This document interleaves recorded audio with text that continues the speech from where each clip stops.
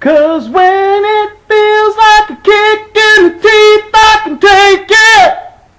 Hey! Alright, yeah! Getting a little excited here. This is the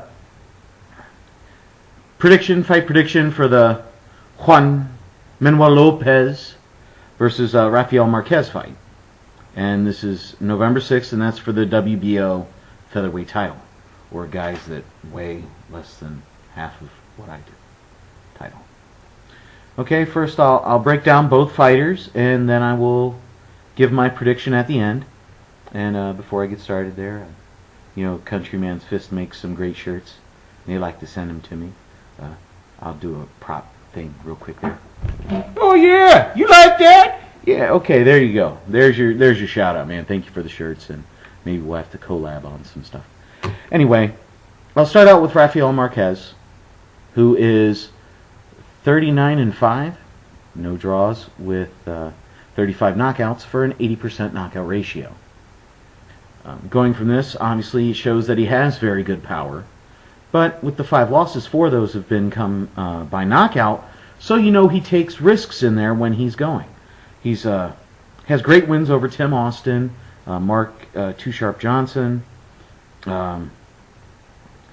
Even though he beat Tim Austin, he was losing on the scorecard, but he knocked him out. Mark Too Sharp Johnson was outboxing him, but he still pulled that out. So I mean, he's a warrior in there. And he's got 2 KOs over Silence Mambuza. He's split the quadrilogy with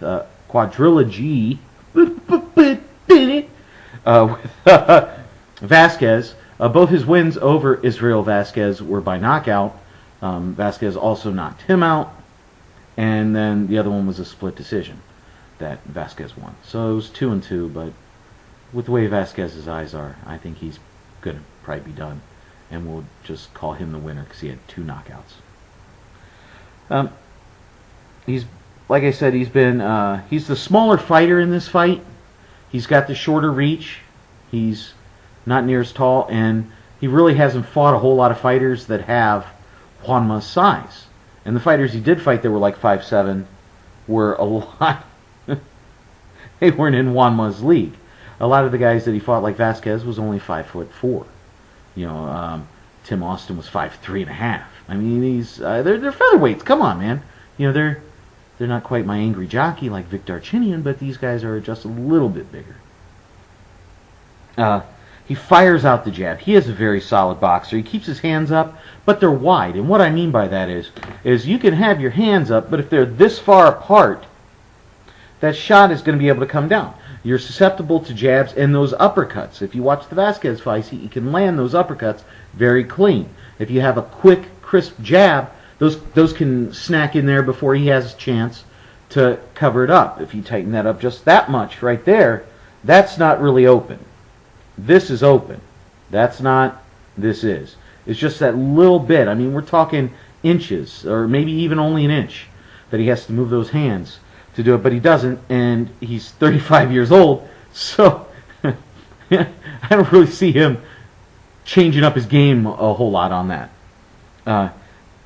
He throws combos, and he has good speed, and he has a very nice left hook. When you're going through, he can war, he likes to bang, he stays busy, he's very active, he works the head and body with power shots, all this stuff you like to see. He does lead with his head a bit much, for my liking. Is he dirty? I don't know if I would call him dirty, but he's within the rules. But you know what I'm saying? It's that edge kind of fighter. He's a fighter, man. What do you expect? He's a finisher. He is accurate with his punches. He's a very, very complete fighter. But as I said, you know, Juanma is going to be the biggest, most powerful fighter that he's ever fought.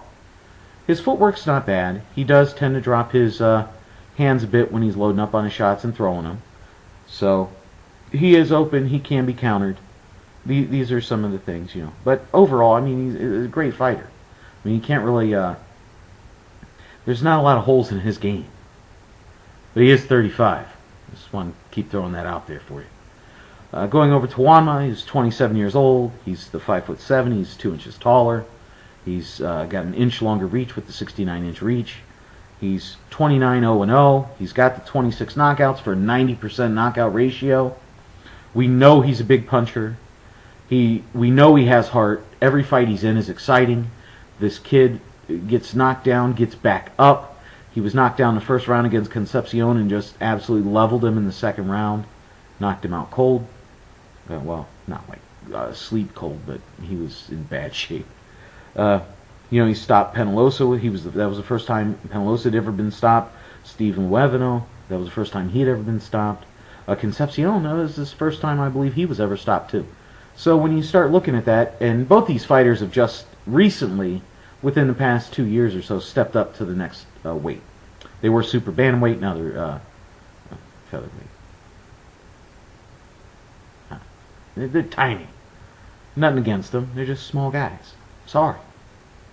As I said, we know he has true heart. You look at the last 2 rounds of the Motagua fight, where he stayed in there, and even though he's not looped, So he's got that heart of a champion. He has that it factor that not only you want to see his fights, because you're like, dude, when's he going to get knocked down, and what's he going to do once he gets knocked down? That kind of feeling in his fights. He's not backing down from anybody. He's fighting anybody they put in front of him. He has the speed, he has the combos, he has the power. He has pretty much a complete package. He can throw all the punches, he works the body. In that Concepcion fight, he's vicious. He was throwing that straight left out there and just hammering down the pipe very quick. I think that'll pay him very good dividends in this fight against Marquez. He's a great finisher. If he gets you hurt, he's on you. It's a lot of punches, and he overextended himself a little bit, and he got caught with that hook from Concepcion and went down. So he can get a bit wild when he's trying to finish you, but usually you don't get to cork off one of them left hooks like that when he's hammering you to the face. He's learned you don't have to just rush in there and knock out everybody, but he's got a lot of power, and he just lets his hands go and they do the work. I know it sounds like a cliche or something, but truly, when you're trying to knock someone out, it doesn't really happen. The punch that normally lands isn't the one you expect to knock him out. That's why you're always throwing another punch when it happens. The only question has to be his stamina. When you think about it, he's only went 10 or more rounds 3 times, and going against a guy like Marquez, that could bode bad for him if he gets taken into those deep rounds like that. Of course, Marquez, when you start talking at 35 and at the lighter weights, that's a fairly advanced age when you start talking about the lighter guys. Usually they fade out a little faster. When they start to go, they go. He keeps his composure. He doesn't get rattled. As we've seen with the knockdowns and everything like that. He gets knocked down, he gets back up. He doesn't freak out. He's not changing his game plan. He sticks with it. He's a very good professional for, anyway, he's 27, so I can't really call him a young guy anymore. And he's got 29 fights. He's a champion. He's #1 ranked dude in his weight division. So, all those little things, that whole young, that's gone. He's full-fledged. He's in his prime. He's doing his thing. And we'll see. If you want a prediction, I would say that he gets through and takes out Marquez in about that. And you guys know me, I'm a big 9th round, 8th round guy.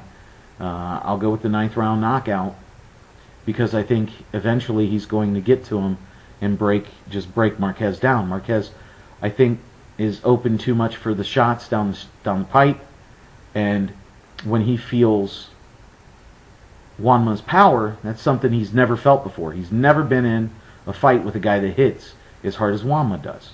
So, that's a heck of a time to start getting in the ring with somebody when it's your first, you're going in, you're fighting for the title, it's the featherweight, so it's a bigger division, and then you're going to be getting hit harder than you've ever been hit before in your life. And you're already 30. Dude, this stuff hurts a little more, man, when you get older. I'm just saying. Okay? Well, that's my prediction. I think Juanma takes him out. And, it's the 9th round. Okay? I think we're done. We done, Eduardo? Yeah, we're good? We're good. Okay. Well, hey, this is Bigragu. I'm out.